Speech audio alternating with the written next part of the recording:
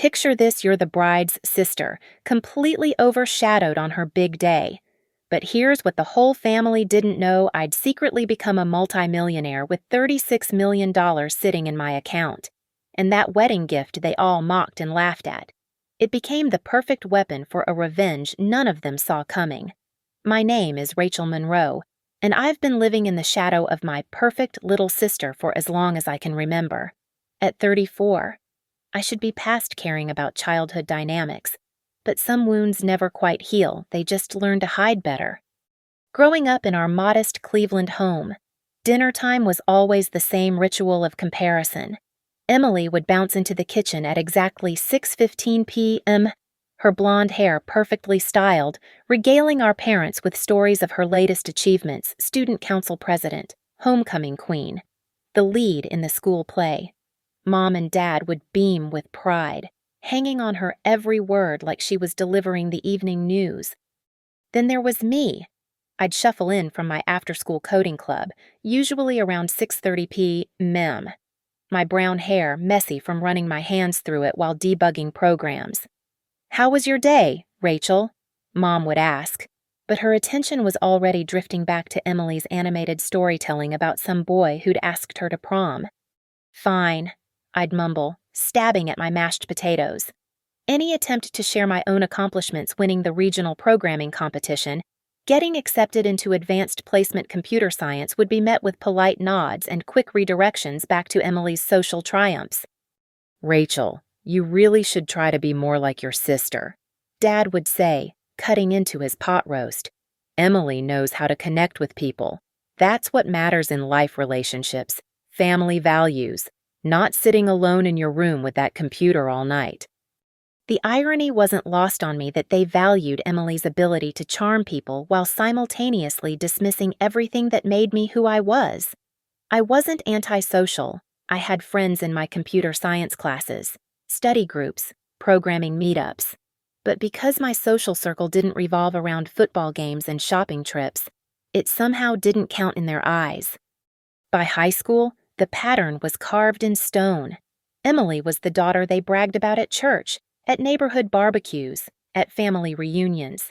"Our Emily just got a full scholarship to study communications," they'd announce proudly.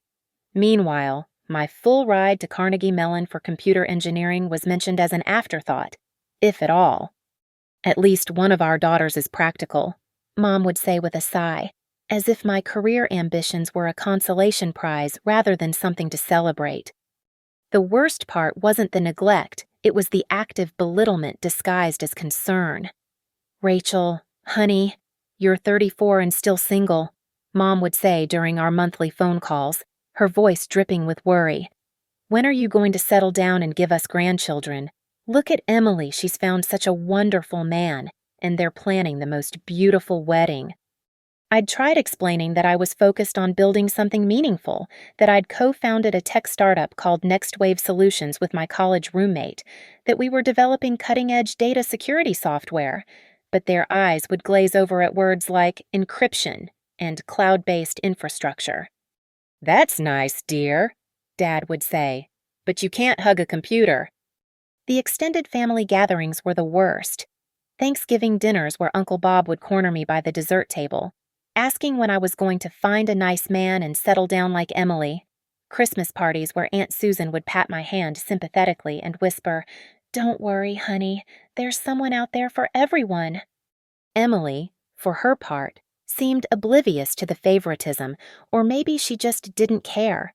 She'd grown up as the golden child, so the world revolving around her felt natural. She'd call me occasionally, usually when she needed tech support for her laptop or wanted me to fix her phone, chattering away about her latest relationship drama or career developments in marketing. "Oh, Rachel, you're so lucky you don't have to worry about all this relationship stuff," she'd say, as if being single was a choice I'd made to avoid complications rather than a consequence of prioritizing my career over the dating scene. "You can just focus on your little computer projects without any distractions." Little computer projects. That's how my family saw the company I'd been building from the ground up. The software that was already being used by Fortune 500 companies. the technology that was revolutionizing how businesses protected their data. But I'd learned to keep my mouth shut, to smile and nod when they made their little comments about my phase or my hobby. I'd learned that fighting back only made me look bitter and defensive, which somehow proved their point that I was the problem child who couldn't just be happy for her successful sister. So I played the role they'd assigned me, the spinster older sister who was good with computers but lacking in everything that really mattered. I showed up to family dinners, listened to Emily's latest adventures, and kept my real life, my real success locked away like a secret I wasn't allowed to share. What they didn't know was that their dismissal had become my fuel, and their underestimation was about to become their biggest mistake, while my family was busy dismissing my little computer projects. I was quietly building an empire they couldn't even comprehend. It started 7 years ago when my college roommate Sarah Martinez and I were working late nights in our cramped apartment, surviving on ramen noodles and pure determination. We'd identified a massive gap in the cybersecurity market. Small to medium businesses were being left vulnerable because existing solutions were either too expensive or too complex for them to implement. "What if we could create something that just works?" Sarah had said one night at 2:30 a.m., her eyes bloodshot from staring at code. Something so intuitive that a coffee shop owner could protect their customer data without needing a computer science degree. That conversation became the foundation of Next Wave Solutions. We started in Sarah's garage, then moved to a shared workspace downtown Cleveland. For the first 3 years, we barely paid ourselves enough to cover rent and groceries. I was living in a studio apartment above a laundromat, driving a 15-year-old Honda Civic that made concerning noises every time I started it. My family, of course, saw this as confirmation of their worst fears. Rachel's still playing with computers instead of getting a real job. I'd overhear Mom telling her sister during one of their phone conversations. She's 31 and living like a college student. I just don't understand where we went wrong. What they didn't see were the 18-hour days Sarah and I were putting in, the breakthrough moments at 3:45 a.m. when we'd finally crack a particularly stubborn piece of code, the gradual building of a client base that was growing by word of mouth. Local businesses started trusting us with their digital security, then regional companies, then national ones. Our software was elegant in its simplicity, a comprehensive security suite that could be deployed with just a few clicks, monitoring threats in real time and adapting to new attack vectors automatically. We called it Fortress, and it was everything the market needed but couldn't find elsewhere. By year 4, we were processing security for over 10,000 businesses. By year 5, we had major corporations reaching out to license our technology.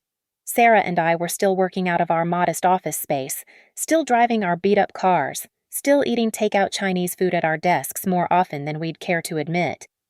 The acquisition talks started 18 months ago. TechFlow Industries, one of the biggest names in enterprise software, had been watching our growth trajectory. They approached us quietly, professionally, with an offer that made my hands shake when I read the initial numbers. "Are you seeing what I'm seeing?" Sarah whispered across our conference table, staring at the term sheet. I was seeing it, but I couldn't quite believe it. The preliminary offer was for $68 million. After legal fees, taxes, and splitting everything 50-50 with Sarah, I was looking at a personal windfall of approximately $36 million. The negotiation process took 8 months. Lawyers, due diligence, contracts thicker than phone books. During this entire time, I said nothing to my family. How could I? They'd already established that my work was a hobby. My company was a phase I'd eventually grow out of. Announcing that I was in acquisition talks would have sounded like fantasy to them. The final signing happened on a Thursday morning in November. Sarah and I sat in a conference room on the 32nd floor of a downtown Cleveland skyscraper, signing document after document that transferred ownership of our creation to TechFlow Industries. The final purchase price was $72 million. When it was over, Sarah and I went to a quiet bar near our office and ordered the most expensive whiskey they had. We didn't celebrate loudly or make a scene. We just sat there, 2 women who'd built something incredible, finally understanding that our lives had changed forever. "What are you going to do now?" Sarah asked, swirling her drink. I honestly don't know, I admitted. Keep living like nothing happened, I guess. And that's exactly what I did. The money sat in my accounts, earning interest, growing quietly while I maintained my modest lifestyle. I kept my studio apartment, kept driving my Honda Civic, kept buying my groceries at the same corner store I'd been shopping at for years. The only change I allowed myself was subtle, better quality basics. Higher thread count sheets, organic groceries, a coffee machine that actually made decent espresso. Nothing flashy, nothing that would draw attention or questions. My family remained completely oblivious. During our monthly dinners, they'd still make their little comments about my need to get serious about life and stop playing around with computers. Emily would still call for tech support, treating me like her personal IT department while updating me on her latest career moves in marketing. I got promoted to senior account manager, she announced during one family dinner, beaming as our parents showered her with praise. That's wonderful, honey, Mom gushed. See, Rachel, this is what I mean about real career advancement. Emily understands how to climb the corporate ladder. I smiled and nodded, cutting into my chicken while thinking about the quarterly dividend statements sitting unopened in my mailbox. The irony was delicious. They were lecturing me about career success while I quietly sat on more money than they'd earn in several lifetimes. But I kept my secret, maintained the facade they'd created for me, the underachieving older sister who couldn't get her life together, who was too focused on her hobby to understand what really mattered. What they didn't realize was that their dismissal had freed me completely. I no longer needed their approval, their recognition, or their understanding.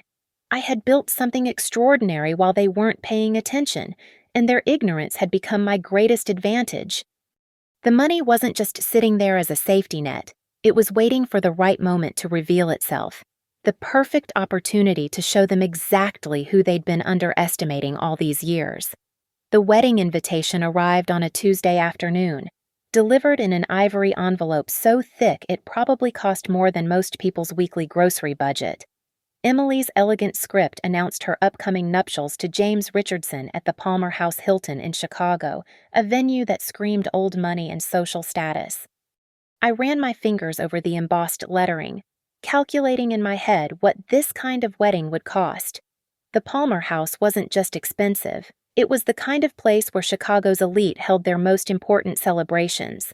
We were talking about a $100,000 affair. Minimum. The phone rang at 7:15 that evening. Emily's excited voice bubbled through the speaker before I'd even finished saying hello. Rachel, did you get the invitation? Isn't it gorgeous? James and I spent weeks choosing the perfect paper stock. We wanted something that really captured the elegance of the venue. It's beautiful, I said, which was true. It was also completely over the top for a marketing manager and a mid-level finance guy, but I kept that observation to myself. I know it's in Chicago, which is a bit of a drive from Cleveland, but you'll be there. Right, I mean. You have to be there. You're my sister. The way she said it made it clear this wasn't really a question. I was expected to attend, expected to play my assigned role as the supportive older sister who'd smile and nod while Emily basked in her perfect day. Of course I'll be there, I told her. Oh, good. I was worried you might use work as an excuse. I know how you get when you're buried in one of your computer projects. There it was again, computer projects, as if I'd been spending the last 7 years playing video games instead of building a company that had just been acquired for more than Emily would earn in her entire lifetime. No excuses, I assured her. I wouldn't miss it. The weeks leading up to the wedding were filled with family phone calls that all followed the same pattern. Mom would call to discuss dress codes and gift registries, somehow always managing to work in subtle digs about my single status. Emily registered at Williams-Sonoma and Pottery Barn. Mom informed me during one of these calls. She has such sophisticated taste, and James is just wonderful. He's already talking about buying them a house in Lincoln Park. Can you imagine Emily will be living in one of Chicago's most prestigious neighborhoods before she's even 30? That's great for them, I said, scrolling through my laptop while she talked. You know, Rachel, if you'd put yourself out there more, Maybe you'd find someone too. Emily's friend Jessica is getting married next month, and her cousin Lauren just got engaged. All these young women are settling down, building lives with their partners. The implication was clear. I was falling behind in some imaginary race where the finish line was marriage and children.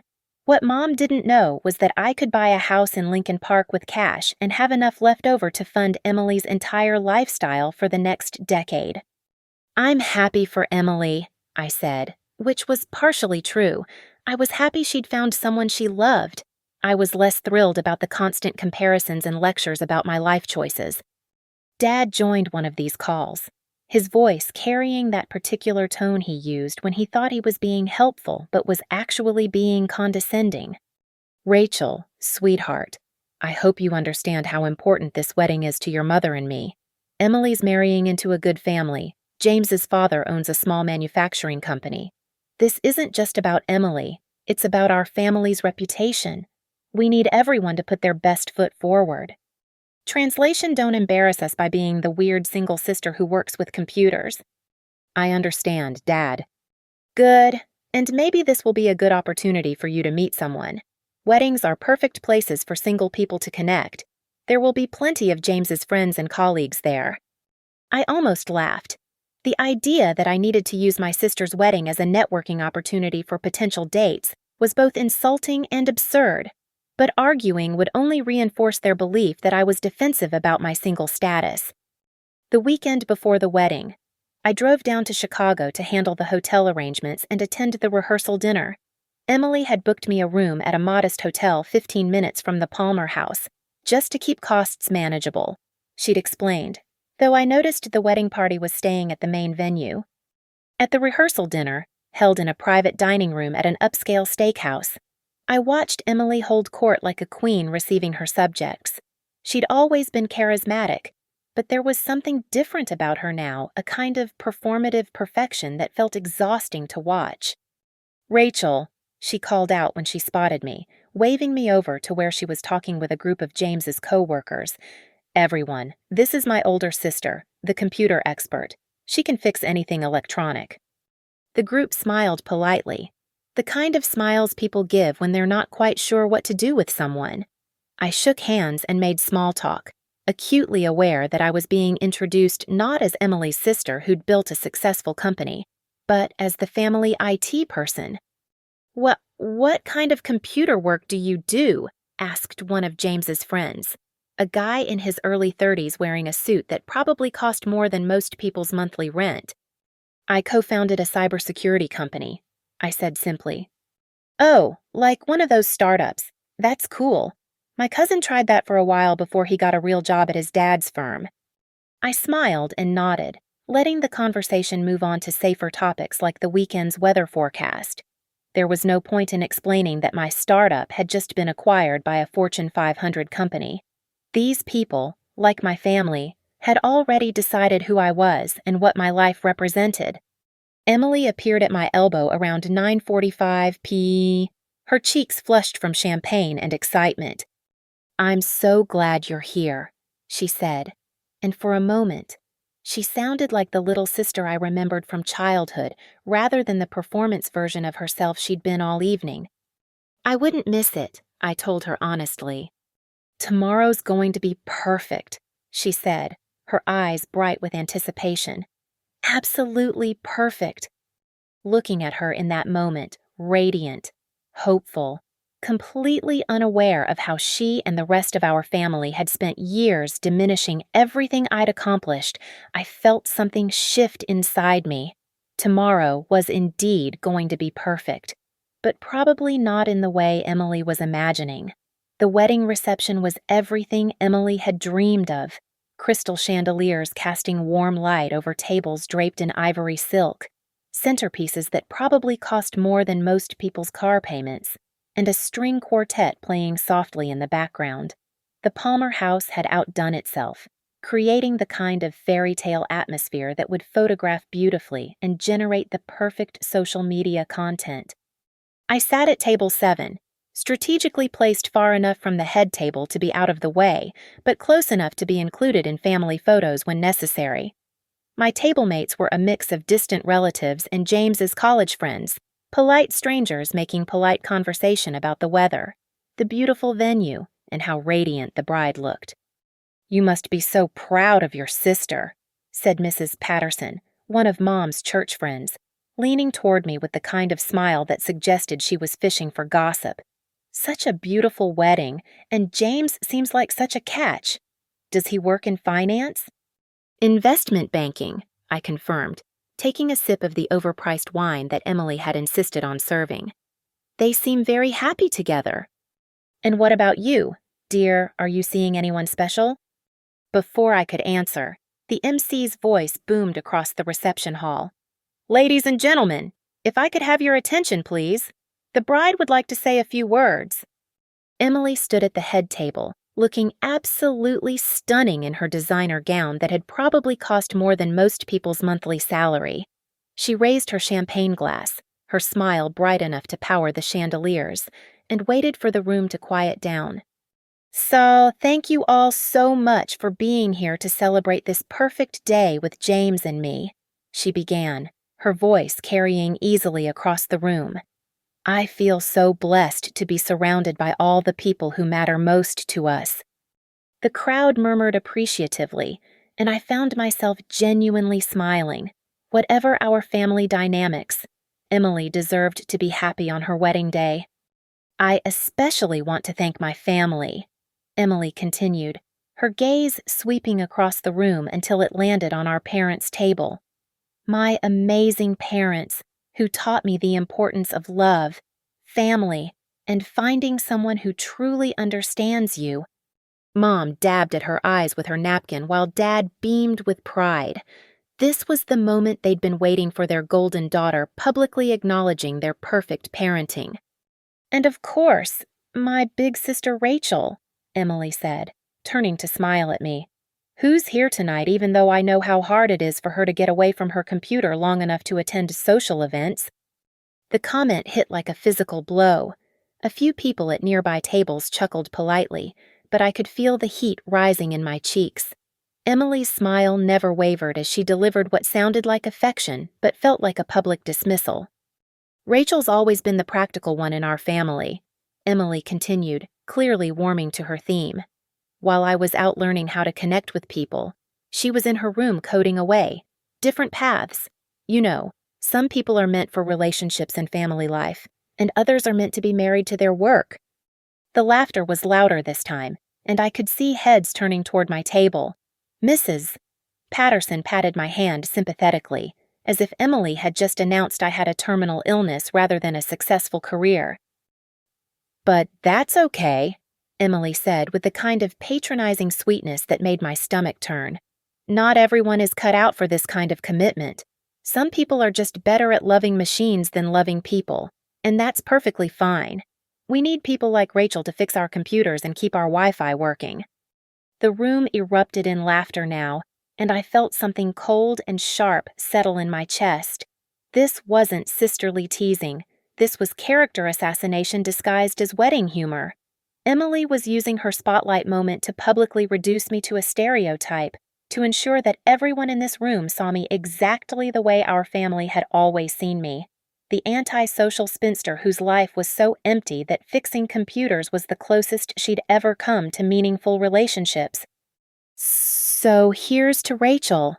Emily raised her glass toward me, her smile brilliant and cruel, "for showing us that there are many different ways to live a fulfilling life, even if some of them involve spending Saturday nights alone with a keyboard instead of on a date." The applause was thunderous. People were actually clapping for Emily's public humiliation of me, as if cruelty became charming when delivered with enough charisma and wrapped in enough silk. I forced myself to smile and raise my own glass, playing the role of the good sport who could laugh at herself. But inside, I felt like I was 14 years old again, sitting at the dinner table while my parents compared me unfavorably to their perfect younger daughter. "Thank you, Emily," I called out across the room, my voice steady despite the trembling in my hands. "That was illuminating." Emily blew me a kiss and continued with her speech. thanking James's family and various friends while I sat there feeling like I'd been flayed alive in front of 200 witnesses. The worst part wasn't even Emily's words. It was watching my parents beam with pride at their daughter's wit and seeing the pitying looks from strangers who now thought they understood exactly what kind of person I was. After Emily finished speaking and the applause died down, the conversations at my table resumed with renewed vigor. People were chatting about what a lovely speech it had been, how funny Emily was, how she clearly adored her big sister despite their differences. The subtext was clear. Wasn't it sweet how the successful, beautiful sister was so gracious toward her sad, single sibling? "She's just glowing," Mrs. Patterson observed, watching Emily accept congratulations from a stream of well-wishers. "You must be so proud of how well she's turned out, and so generous of her to include you in such a special moment." Generous, as if being publicly mocked was a gift I should be grateful for. I excused myself from the table and walked toward the ladies' room, needing a moment to compose myself before I did something that would give Emily even more ammunition for her next public speech. As I passed the head table, I caught a snippet of conversation between James and one of his groomsmen.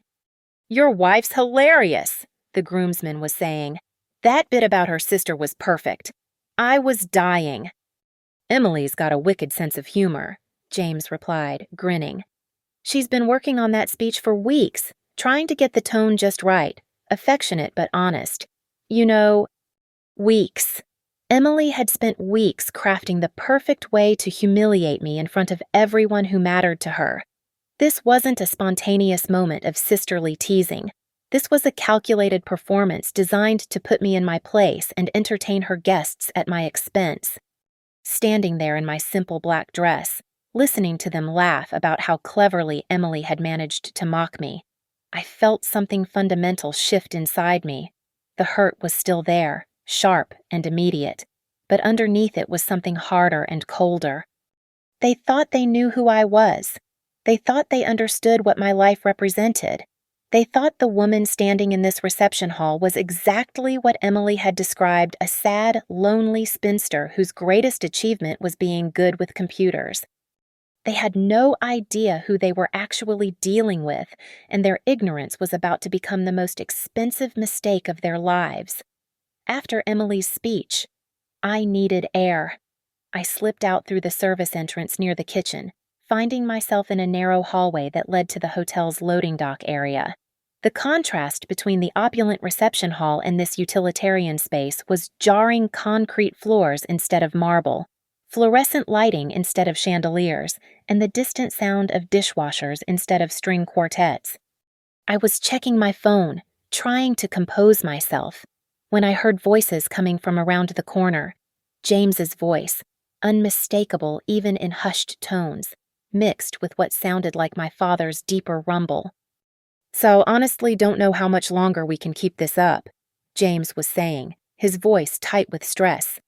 "The wedding alone has maxed out 3 credit cards, and Emily has no idea how bad things really are." "I told you we'd help however we can," Dad replied. "But since the company downsized, our retirement savings took a hit. We're stretched pretty thin ourselves." I pressed myself against the wall, hardly breathing. This was a conversation I wasn't meant to hear, but I couldn't walk away. "Emily keeps talking about the house in Lincoln Park," James continued, "and I don't have the heart to tell her that the down payment came from money I borrowed against my 401k. If this promotion doesn't come through in the next 6 months, we're going to be in serious trouble." "What about her job? She's doing well in marketing, isn't she?" James let out a bitter laugh. "She's good at what she does, but marketing coordinator doesn't pay enough to cover the lifestyle she's used to. And with her student loans on top of everything else. God, I don't know what we were thinking with this wedding." "You were thinking you love each other," Dad said gently. "Money isn't everything, son." "Easy to say when you're not staring at $130,000 in combined debt," James shot back, then immediately apologized. "Sorry, I didn't mean to snap. It's just, Emily deserves all of this. She deserves the beautiful wedding, the nice apartment, the life she's always imagined. I just wish I could give it to her without drowning us both in the process. My mind was reeling. $130,000 in debt. I'd known the wedding was expensive, but I hadn't realized they were financing their entire lifestyle on credit and borrowed money. "Have you thought about asking Rachel for help?" Dad suggested, and my blood went cold. I know she's not exactly swimming in money, but she might be able to contribute something toward the house down payment. Family should help family. "Emily mentioned that," James said. "But honestly, what could Rachel contribute? Emily says she lives in some tiny apartment and drives a car that's older than some of our wedding guests. I don't think asking her for money is realistic." They were quiet for a moment, and I could hear the distant sounds of the reception continuing without them laughter, clinking glasses, the band starting up again. "The ironic thing," James continued, "is that Emily keeps joking about how Rachel should have gone into business instead of playing with computers. If Rachel had any real business sense, maybe she could have helped us figure out a way to afford all this without going into debt." Business sense. I almost laughed out loud at the absurdity of it. These people had no idea that the woman they were discussing as a potential source of small loans was sitting on $36 million. "Rachel's always been different," Dad said with a sigh. "Smart in her own way, but not practical about real life. Emily understands how the world works, networking, relationships, making the right impressions. That's what leads to real success." Real success. I thought about my bank statements, about the investment portfolio that was growing every month, about the freedom that came with never having to worry about money again. Meanwhile, the successful members of my family were apparently living paycheck to paycheck, financing their image with borrowed money they couldn't afford to repay. "Well, we'll figure it out," James said, though he didn't sound convinced. "Emily can't know how bad things are. Today needs to be perfect for her." "She won't hear it from us," Dad assured him. "But James, you might want to think about having a conversation with her soon, before the debt gets any worse." I heard footsteps indicating they were heading back toward the reception. I waited until I was sure they were gone before emerging from my hiding spot, my mind racing with this new information. Walking back toward the main hall, I passed the coat check area where guests had left their wedding gifts. Tables groaned under the weight of elaborately wrapped packages, silver frames, and envelope holders stuffed with cards containing checks and cash. That's when I spotted it my own wedding gift, sitting slightly apart from the others. It was a custom-framed piece of art I'd commissioned from a local artist, a beautiful watercolor of the Cleveland skyline at sunset paired with a vintage map of the city. I'd spent weeks working with the artist to get it exactly right, and I'd included an envelope with a check for $5,000 more than generous by any standard. But my gift had been shoved to the back corner of the gift table, partially hidden behind a crystal vase that someone else had brought. The envelope looked like it had been opened and hastily resealed, probably during the gift opening session earlier. I was still staring at my displaced gift when I heard Emily's voice nearby. "Oh my God, did you see what Rachel brought?" she was saying to one of her bridesmaids, her voice carrying that particular tone she used when she thought she was being funny. "Some weird painting of Cleveland and what, a few $100s, I mean. I know she's not exactly rolling in cash, but seriously." "At least she tried," the bridesmaid replied diplomatically. "I guess," Emily said. "Honestly, I was hoping she'd surprise us. Like maybe she'd been saving up for something meaningful. But no, it's just more proof that she has no idea how to function in the real world.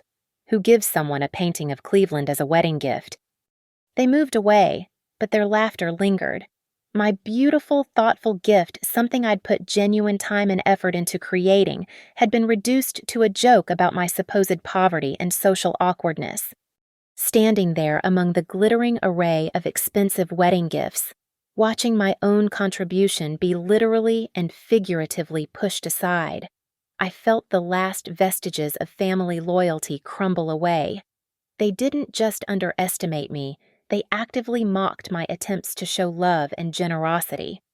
Emily and James were drowning in debt while lecturing me about financial responsibility.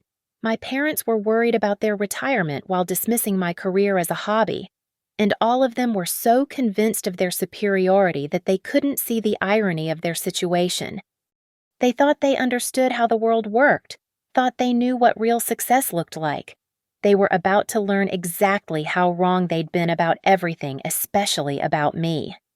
The plan that had been forming in the back of my mind since Emily's speech suddenly crystallized into something concrete and satisfying. They wanted to treat me like the family failure. They wanted to mock my gifts and dismiss my contributions. Perfect. That would make what came next so much sweeter. The gift retrieval was easier than I'd expected. While the reception was in full swing, Emily and James spinning around the dance floor to their carefully chosen first dance song, I slipped back to the gift table. The coat check attendant was nowhere to be seen, probably helping with the evening's festivities. I quietly lifted my watercolor painting and envelope from the back corner where they'd been relegated, tucking them under my arm like they were borrowed items I was simply returning. No one noticed. Everyone was either watching the newlyweds dance or lost in their own conversations about what a magical evening it was. Back in my hotel room 20 minutes later, I carefully unwrapped the painting and set it on the dresser. The Cleveland skyline looked even more beautiful than I remembered. The artist had captured the golden hour light perfectly, making the city look both nostalgic and hopeful. This wasn't some throwaway gift. It was a piece of art that represented genuine thought and care. The envelope containing my $5,000 check sat unopened on the nightstand. Emily had clearly seen the amount. That much was obvious from her dismissive comments, but the check itself remained uncashed, probably forgotten in the chaos of wedding planning and debt management. I sat on the edge of the hotel bed, staring at these reclaimed gifts, and felt something shift inside me. Taking back what I'd given was satisfying, but it wasn't enough. Not after Emily's public humiliation, not after overhearing James and my father discuss my supposed financial inadequacy, not after years of being treated like the family's charitable project. They wanted to believe I was poor, unsuccessful, and socially inept. They wanted to laugh at my gifts and dismiss my contributions. I was going to give them a lesson in assumptions that they'd never forget. I opened my laptop and began researching Emily's social media presence, something I'd largely ignored over the years. Her Instagram was a carefully curated gallery of her perfect life designer handbags, expensive dinners, weekend trips to trendy destinations, all hashtagged with aspirational phrases about living your best life and working hard, playing harder. What struck me immediately was how much of this lifestyle was clearly financed. The luxury apartment she and James were renting was in one of Chicago's most expensive neighborhoods. The clothes she wore in her photos carried price tags that would make most people dizzy. The restaurants she frequented charged more for a single meal than many people spent on groceries in a week. This wasn't the lifestyle of a marketing coordinator and an investment banking associate. This was the lifestyle of people trying desperately to project success while drowning in debt to maintain the illusion. I scrolled through months of posts, noting the gradual escalation. The handbags got more expensive, the restaurants more exclusive, the vacation destinations more exotic. Emily was performing wealth on social media while James was apparently borrowing against his retirement to pay for it all. The irony was staggering. Here was Emily, publicly mocking me for my supposedly limited financial resources, while privately living a completely unsustainable fantasy funded by credit cards and loans. But what really caught my attention was a recent post from 2 weeks ago. Emily had shared a photo of herself at some charity gala, captioned, "So grateful to be surrounded by successful, generous people who understand the importance of giving back. Some people just get what it means to make a real impact in the world. Blessed art our philanthropy, our success mindset." The comments were full of friends praising her for being such an inspiration and a true role model. But I knew the truth. Emily was at that gala because someone else had paid for her ticket, probably James's company as part of some networking initiative. She was performing generosity and success for an audience that had no idea she was living paycheck to paycheck. I closed the laptop and walked to the window, looking out at the Chicago skyline. Somewhere out there, Emily and James were probably still celebrating, blissfully unaware that their financial house of cards was already crumbling. They thought they were living the dream, but they were actually trapped in a nightmare of their own making. The plan that formed in my mind was elegant in its simplicity. Emily wanted to be seen as successful and generous. She wanted to be surrounded by wealthy, influential people who understood real impact. I was going to give her exactly what she'd asked for and let her discover the difference between performing wealth and actually having it. I pulled out my phone and started making calls. First to my financial advisor, then to my lawyer, then to a few contacts I'd made through Next Wave Solutions who moved in Chicago's business circles. By 11:30 p.m., I had the framework of something that would give Emily and James exactly the kind of attention they seemed to crave. The beautiful thing about having real money was how many doors it could open, how many conversations it could start, how many opportunities it could create. Emily thought she understood networking and relationship building, but she'd been playing in the minor leagues while I had access to the major league game. Tomorrow morning, Emily and James would wake up as newlyweds, probably already worrying about how they were going to pay for their honeymoon in Tuscany, another expense they couldn't afford but couldn't resist posting about on social media. But by tomorrow afternoon, they were going to receive some very interesting phone calls, from investment firms wanting to discuss their portfolio management needs, from private banking representatives offering exclusive services for high-net-worth individuals, from charity organizations seeking major donors for their upcoming galas. All of these calls would be legitimate, I'd made sure of that. But they'd also be based on information suggesting that the new Mr. and Mrs. Richardson were exactly the kind of wealthy, successful young couple these organizations loved to court. Emily wanted to play in a world where success was measured by your ability to write big checks and influence important decisions. She was about to discover what that world actually looked like when you couldn't afford to pay the entry fee. The beauty of the plan was its subtlety. Nothing I was doing was illegal or directly harmful. I was simply ensuring that Emily and James received the kind of attention they seemed to want attention from people who would quickly discover that the young couple's lifestyle was all smoke and mirrors. When those conversations inevitably happened, when Emily and James found themselves sitting across from financial advisors expecting to manage millions of dollars that didn't exist, when they had to explain that their apparent wealth was actually crushing debt, the humiliation would be private but complete. They thought they understood how money worked, thought they knew what real success looked like. They were about to get a very expensive education in the difference between appearing wealthy and actually being wealthy. And the most beautiful part, I'd be long gone by the time any of it came to light. Just the forgotten sister who'd given them a painting of Cleveland and disappeared back into her supposedly insignificant life. The moment came during the father-daughter dance. Emily was spinning gracefully with Dad while the photographer captured every angle of their perfect moment. When the MC tapped his microphone and announced that there would be a special surprise presentation for the bride and groom, I had timed this perfectly. The guests were relaxed from dinner and wine, the formal speeches were over, and everyone was in that sentimental mood that weddings create. Emily and James returned to their seats at the head table, glowing with curiosity and delight as a spotlight found them.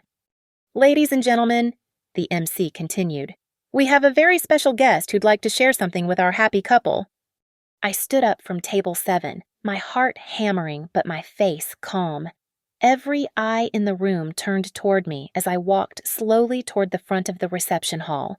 Emily's smile was radiant. She probably thought I was going to give some sweet, awkward speech about how proud I was of her. The microphone felt heavy in my hand as I looked out at the sea of faces. 200 guests, all dressed in their finest clothes, all expecting some touching family moment.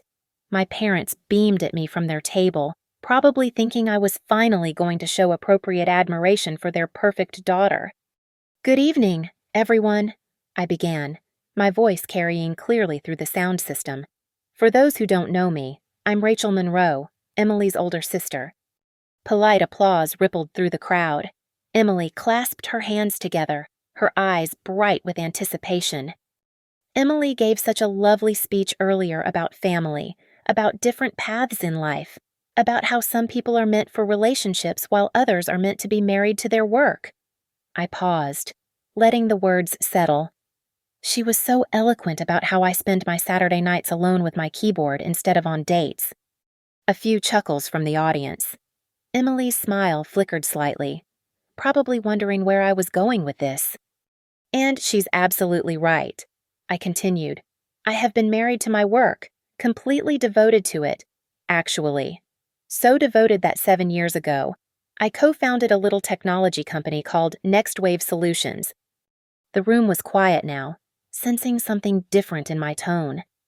Now, I know what you're thinking, another one of Rachel's computer projects, right? I looked directly at Emily, whose smile was becoming more forced by the second.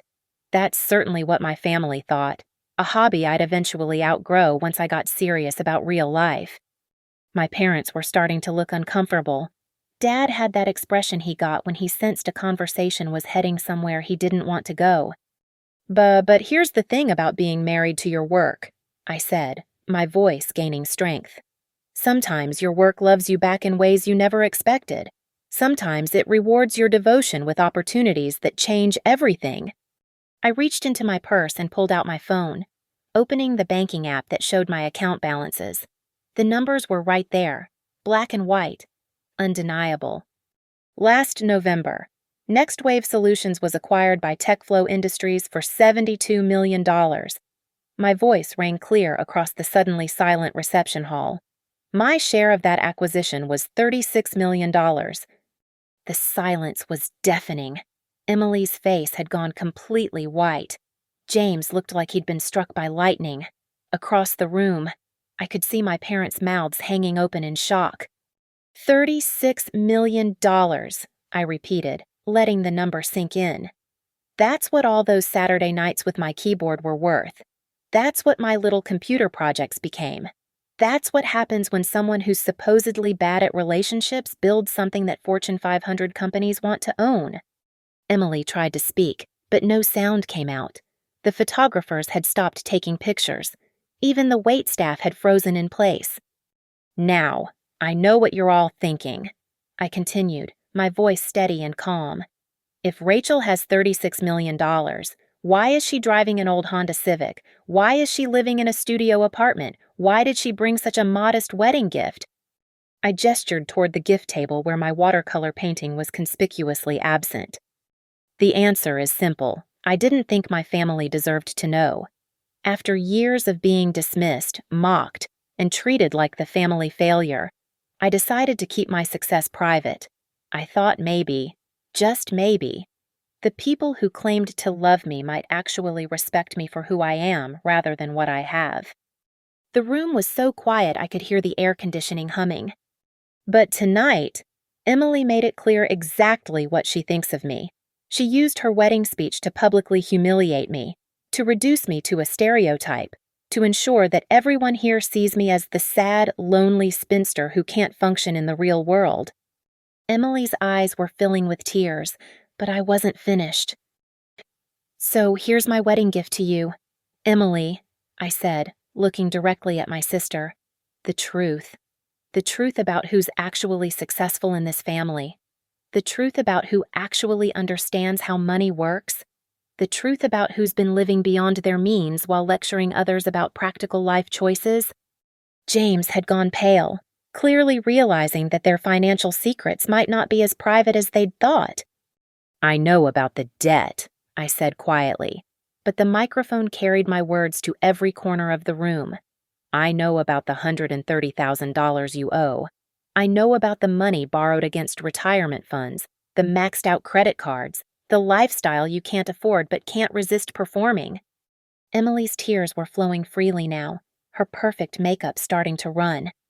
I could have helped you, I continued. I could have paid off your debts without even feeling it. I could have bought you that house in Lincoln Park as a real wedding gift. I could have secured your future in ways you can't even imagine. The conditional tense hung in the air like a blade. But I won't. Not after tonight. Not after years of being treated like your personal IT support while you played the role of the successful daughter. Not after watching you perform wealth on social media while privately struggling to pay your bills. And definitely not after you used your wedding reception to publicly mock the very person who could have changed your life. I set the microphone back on its stand and looked out at the stunned faces staring back at me. "Congratulations on your marriage," I said, my voice carrying without amplification across the silent room. "I hope your love for each other is enough to get you through what comes next." The silence stretched on as I walked calmly toward the exit, my heels clicking against the marble floor. Behind me, I could hear the first whispers starting, the shocked murmurs as 200 wedding guests tried to process what they'd just witnessed. I didn't look back. I didn't need to see Emily's destroyed expression or my parents' horror or the chaos that was probably erupting at the head table. I pushed through the ornate doors of the Palmer House reception hall and stepped out into the Chicago night, leaving behind the wreckage of my family's assumptions and the smoldering ruins of Emily's perfect wedding day. The Chicago night air hit my face like a blessing as I walked away from the Palmer House. Behind me, the golden light spilling from the reception hall windows looked warm and inviting, but I knew that inside, chaos was erupting. The perfect wedding Emily had spent months planning was now a disaster zone of shocked whispers, ruined makeup, and uncomfortable silences. I pulled out my phone and called an Uber, standing on the sidewalk while well-dressed strangers hurried past me toward their own Saturday night adventures. None of them knew they'd just walked past someone who detonated a $36 million bomb in the middle of a family gathering. The ride back to my hotel was surreal. The driver, a chatty guy in his 50s, kept trying to make conversation about the wedding I'd obviously just left. "Beautiful night for a wedding," he said, glancing at me in the rearview mirror. "You look like you had a good time." "It was unforgettable," I replied, which was certainly true. Back in my hotel room, I kicked off my heels and sat on the edge of the bed, finally allowing myself to process what had just happened. My phone was already buzzing with notifications, missed calls from my parents, frantic text messages from cousins who'd been at the wedding, and what looked like several voicemails that I wasn't ready to listen to yet. I turned the phone face down and walked to the window, looking out at the city lights stretching endlessly toward the horizon. Somewhere out there, Emily was probably still crying. James was probably calculating how much worse their financial situation had just become now that their facade had been publicly shattered. My parents were probably trying to figure out how to salvage what was left of the evening. But I felt nothing but calm. For the first time in my adult life, I'd told my family exactly who I was and what I'd accomplished. No more hiding. No more playing the role they'd assigned me. No more pretending that their approval mattered more than my own self-respect. The watercolor painting of Cleveland sat on the dresser, still beautiful, still meaningful, but no longer a rejected gift. It was mine again, just like my dignity, just like my truth. I thought about the years I'd spent trying to earn their respect through quiet achievement, hoping that someday they'd recognize my worth without me having to announce it. I'd convinced myself that being the bigger person meant absorbing their dismissal with grace, that family loyalty required sacrificing my own validation for their comfort. But tonight had taught me something important. Sometimes the biggest person in the room is the one who refuses to be made small. Sometimes standing up for yourself means burning down the structures that have been built to contain you, even when those structures are made of family expectations and social conventions. My phone buzzed again. This time it was a text from Emily herself. "Rachel, please call me. I'm so sorry. I had no idea. Please, we need to talk." I stared at the message for a long moment, then deleted it without responding. Emily was sorry now, but only because she'd discovered I had something she wanted. She wasn't apologizing for years of condescension or for tonight's public humiliation. She was apologizing because she'd just learned that the sister she'd been mocking could have solved all her problems with a single bank transfer. Too little, too late. I opened my laptop and began looking at flights back to Cleveland. There was an early morning departure that would get me home by 10:30 a.m. back to my simple life and my quiet apartment where no one expected me to be anything other than exactly who I was. As I packed my overnight bag, I realized that this was probably the last family event I'd attend for a very long time. The bridges weren't just burned, they were obliterated.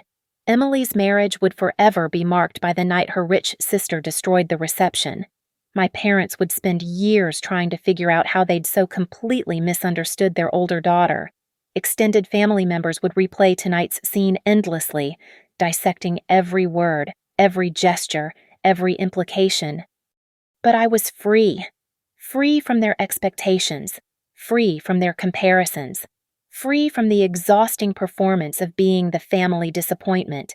I could finally live my life without their approval or their understanding, because I'd proven once and for all that their opinions had been based on complete ignorance of who I actually was. The Chicago skyline glittered outside my window as I settled into bed, and I fell asleep thinking about all the Saturday nights I had ahead of me, some with keyboards, some with dates, some with whatever made me happy in the moment, all of them mine to choose, mine to define, mine to enjoy without anyone else's commentary or judgment.